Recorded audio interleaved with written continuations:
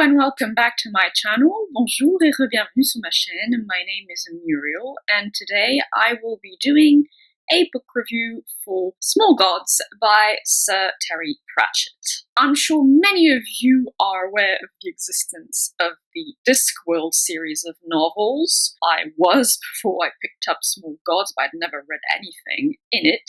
And then I saw a video by another YouTuber, Daniel Green, who suggested a few books in the Discworld you could start the series out with. Small Gods sounded interesting because it discusses religion and it really works as a standalone within the Discworld series because as I understand it, not only is it a really huge series, but they're like branches of it. So there's a branch about the gods, a branch about the witches, about death. So it can get a bit confusing. So yeah, I decided to pick up Small Gods specifically for that reason, because it really works as a standalone and is a good introduction to Discworld and Terry Pratchett's style. Small Gods tells the story of, well, a religious novice called Brother. So brother, there's a bit of a joke just with the name alone. And well, one day as Brother is planting melons, he hears the voice of his god, the god worshipped by his religion, who is named Om, and quickly realizes that this voice is coming from a, well, tortoise on the ground. It's a bit confused because, well, he's not the sharpest tool in the shed, shall we say, and a fairly, well no, more than fairly, fairly hilarious story ensues, and I won't say more than that so as not to spoil the story.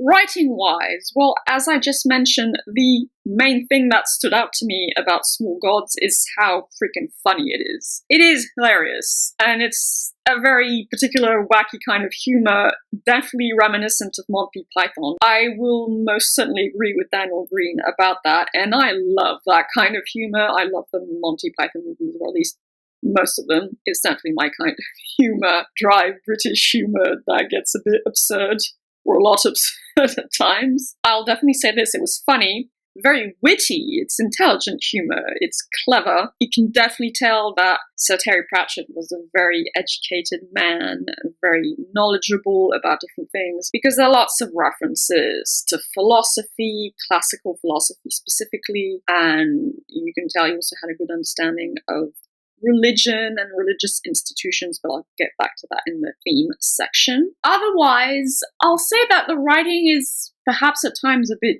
dry, but that's also because it's a dry kind of humor, and it's nothing that gets particularly poetic or emotional or vibrant, at least in my opinion, of course. So, I mean, it didn't really touch me that deeply. It was just more about the humor for me overall. Moving on to character work now. Here I'll say simply that it was good. It was good character work. It worked for the kind of story Terry Pratchett was telling in Small Gods. I will say, though, that the character who is the most developed is, well, the main one, Brother, novice, then Brother. Like I said, it's a bit of a joke in and of itself. Brother has a brilliant character arc, goes through a lot of growth, and it's very satisfying to follow to its conclusion. And, I mean, he's a fairly endearing character. Like I said, he's not the sharpest tool in the shed, and that's the nice way of putting it. He's basically stupid. I mean, he's genuinely stupid, though gets less so along the story. Was raised by his grandmother, who's extremely strict, and he just follows orders. Now, I say he's stupid, but there's something special about him as well. He has an eidetic memory, and I mean, an extreme version of it, because he remembers literally everything he's experienced. And by that I mean he can remember the number of steps he's taken from point A to point B, everything he's heard, everything he's seen. So for example, he can't read or write, but he can reproduce the characters he saw in a book, even though he won't understand how to read them. And I mean, that plays an interesting role in the plot. But so, yeah. He's a simple person. And that does make him kind of endearing because he also has a big heart, a kind heart, and he wants to do the right thing. Now, at the beginning of the story, that translates to him being very obedient to his church's principles and rules and the rules of the church's hierarchy. But, he just wants to do the right thing and be good, and that's that. And he really has a deep faith, which is why he gets contacted by the god Om. And the god Om has been reduced to being incarnated as a tortoise for the past 3 years in the story. And Om's a bit miffed about that. Om wants to get his power back and be a big god, because currently he is a small god.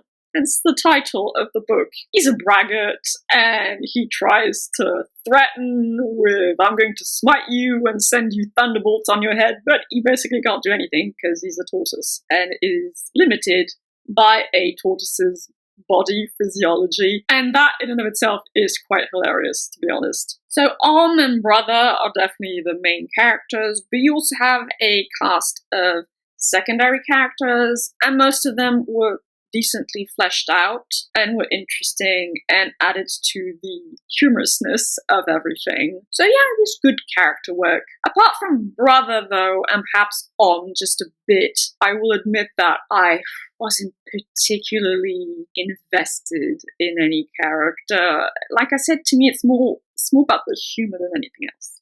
A note on the world building. Well, first of all, I'll get this out of the way. I don't really feel particularly qualified to comment on the world building because it is part of a larger universe and series, that of the Discworld, and I'm sure the Discworld as a whole is brilliantly fleshed out in all of the books that make it up. But just for Small Gods, I think the world building was sufficient for what the story was trying to accomplish, but it wasn't anything extraordinary or particularly well defined, I guess. You've got basically this nation that worships the god Om, the Omnians, and they're imperialistic and have subdued other cultures and city-states. You have one main culture / city-state that resists it, and that is Ephebe, with the people being called Ephebians. And they're straight up modeled on ancient Greece and Rome. I mean, it's very obvious. There are lots of philosophers like there were in Athens, and lots of gods on columns and temples, and yeah, it's straight up ancient Greece and Rome, especially ancient Greece though. Whereas I guess Omnia, you could say it's a monotheistic religion, so early medieval / dark age Christian Europe, that general idea. So the references are very obvious, but then of course Terry Pratchett played around with that and poked fun at it, so that was very well done. The humorous world building was excellent. The world building on its own as a characteristic of a fantasy novel was just alright, sufficient for what it needed to be. Though I will add to that, one thing I did think was very well done was the concept of small gods, or I mean the way deities function in this book, and I assume the rest of Discworld, was very well done. Gods are basically entities that arise out of the belief or the faith of human beings, and they fulfill niches, basically, kind of like ecological niches, exists through worshipping, and they need the worship of human beings to acquire power, retain power, and if you have a lot of worshippers, you're a big god and you can do lots of magical things. If you lose your worshippers, you become small gods and teeter on the edge of oblivion. And that was very well done. I mean, I've seen that concept before, most notably in American Gods. Not the novel, though. I've watched the TV series, but I know it's a novel by Neil Gaiman, and there's basically that same idea being played around with. And then one little element, which I am also aware is much more developed in the books, especially dedicated to that figure / character, Death. I think Death, for the little bit of it I had in Small Gods, was very interesting, and the way it welcomes the souls of dead people to the border of this desert of black sand, and just the way it talks. There's something that most definitely, but of course, I know I would get a lot more with that in the books of the Death branch of the Discworld, basically. So I am aware of that, but still in Small Gods, I did get a little taste of it. The main theme running through the novel is most definitely religion, but more specifically religious institutions on the one hand, and on the other, faith/belief, because the two are different, separate, and distinct. If I want to simplify it, religious institutions basically bad or easily corruptible and can actually get very, very far from the original intents of the worshippers or of the early church founders, and can be, very separate from actual belief and faith. And it's illustrated by the Church of which has, an inquisition and torturers and lovely things like that. And then Brother, who is this simpleton with a heart of gold who wants to do the right thing, and then, starts questioning things. But isn't that kind of nasty? And is that really what wanted?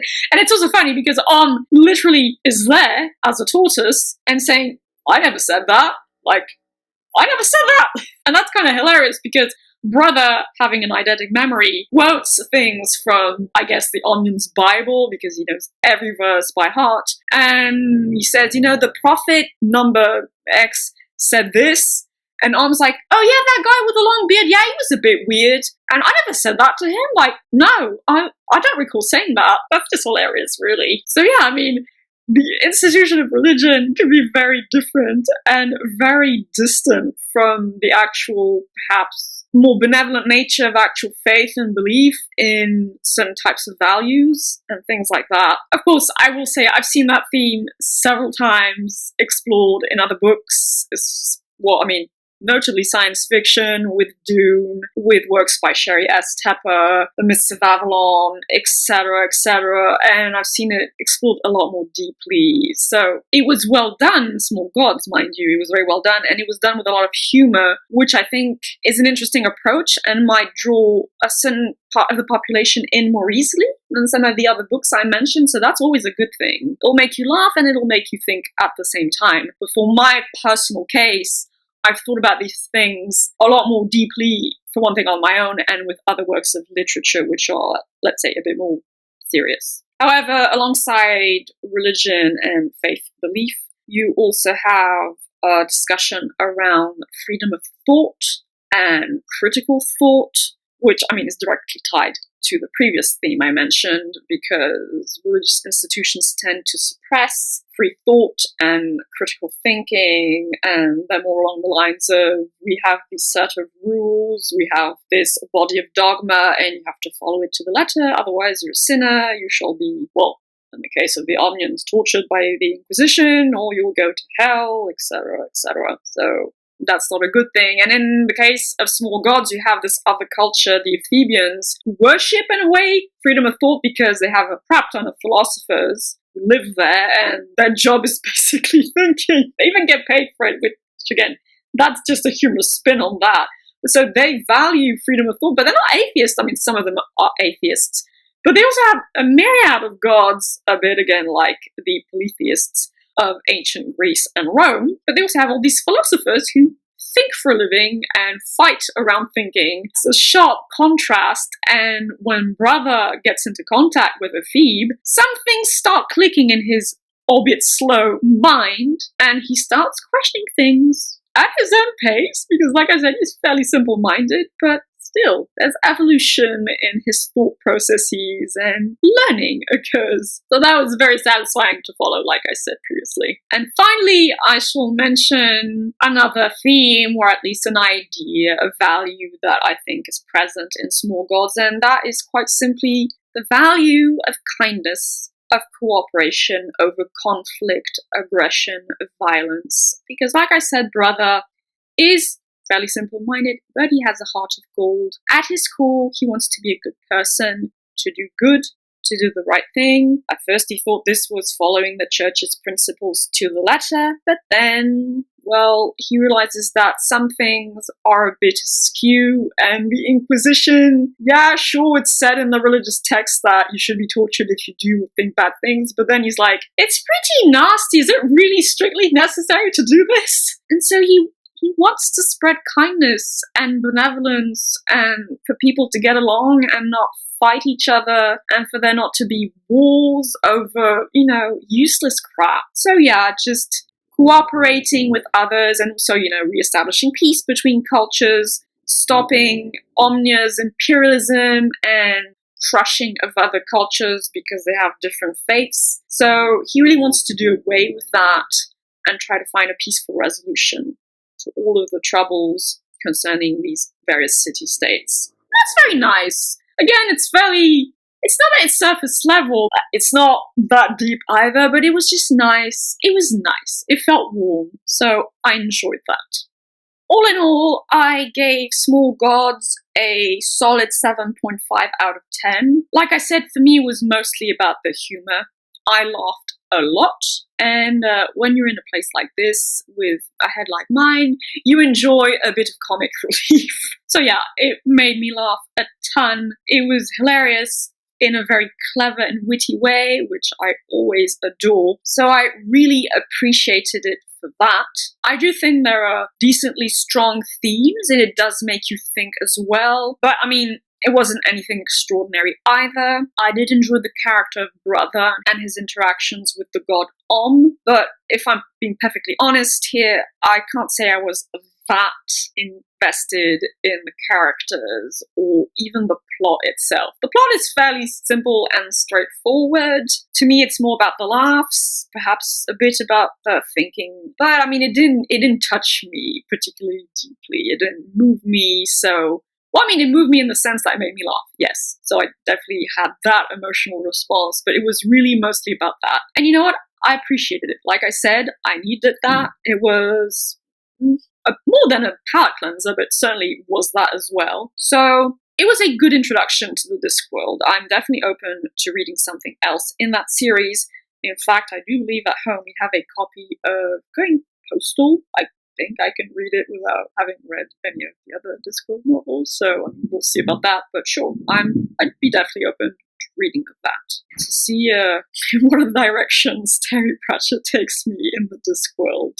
And that concludes my review for Small Gods by Sir Terry Pratchett. I hope you enjoyed it, found it informative, made you want to read it if you haven't yet. Hope you're all doing reasonably well and that you shall have a lovely day, evening, or whichever time of day you prefer. And well, I shall see you in the next video, which will be filmed back home because I'm leaving the hospital in a short week. After staying here for 3 months. I originally thought it'd be a short month. Well, joke's on me. No, I needed to stay for 3 months. So that's that. Until then, bye-bye.